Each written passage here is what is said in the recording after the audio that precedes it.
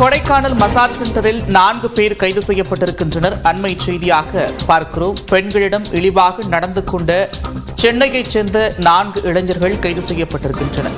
Kodaikanal massage சென்டரில் பெண்களிடம் இழிவாக நடந்து கொண்ட 4 சென்னை இளைஞர்கள் கைது செய்யப்பட்டுள்ளனர்.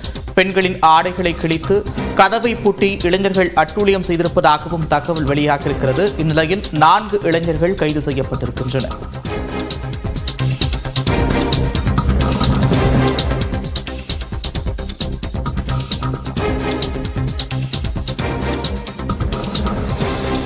இது தொடர்பான கூடுதல் விவரங்களோடு செய்தியாளர் ஜாஃபர் இணைக்கிறார். ஜாஃபர், விவரங்கள். நிச்சயமாக நந்தா.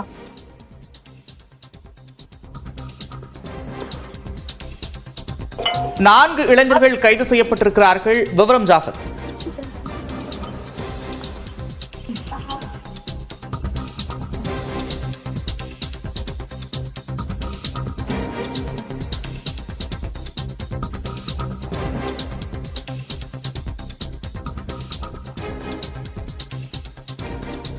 திண்டுக்கல் மாவட்டம் கொடைக்கானலில் உள்ள அண்ணா சாலை பகுதியில் காவல் நிலையம், வங்கிகள், அரசு அலுவலகங்கள், தனியார் விடுதிகள், வணிக வளாகங்கள் மற்றும் அனைத்து விதமான கடைகள் செயல்படுவதால் எப்போதும் பரபரப்பாக காணப்படும். இந்த நிலையில் அண்ணா சாலை பகுதியில் உள்ள தனியார் விடுதியில் கர்நாடகாவைச் சேர்ந்த சதீஷ் என்பவர் அனுமதி சான்றிதழுடன் கடந்த 4 வருடமாக மசாஜ் சென்டர் நடத்தி வருகிறார்.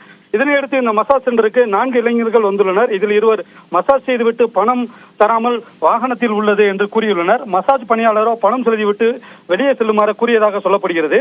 இதனையடுத்து 4 இளைஞர்கள் ஒருவர் ரிப்போர்ட்டர் என்று கூறி, உனக்கு யார் இந்த மசாஜ் சென்டர் நடத்த அனுமதி கொடுத்தது என்று கேட்டுள்ளார். மேலும் எப்படி நடத்துகிறீர்கள், இதனை வீடியோவாக பதிவு செய்து புகார் அளிப்பேன் என்று தெரிவித்து மசாஜ் சென்டர் பெண்களிடம் ஆபாசமான செயல்களில் ஈடுபட்டதாக கூறப்படுகிறது.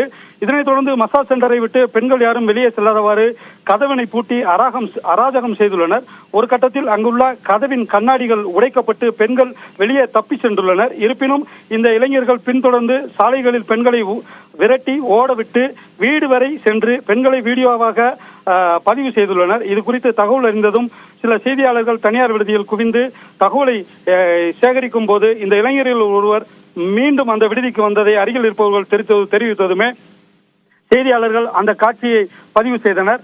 மேலும் செய்தியாளர்களையும் அவர்கள் மிரட்டும் தொனியில் கூறினர். தொடர்ந்து அங்கு வந்த காவல்துறையினர் காவல் நிலையத்திற்கு அந்த 4 இளைஞர்களையும் அழைத்து சென்று அங்கு அவர்களுக்கு உரிய விசாரணை செய்து வருகின்றனர்.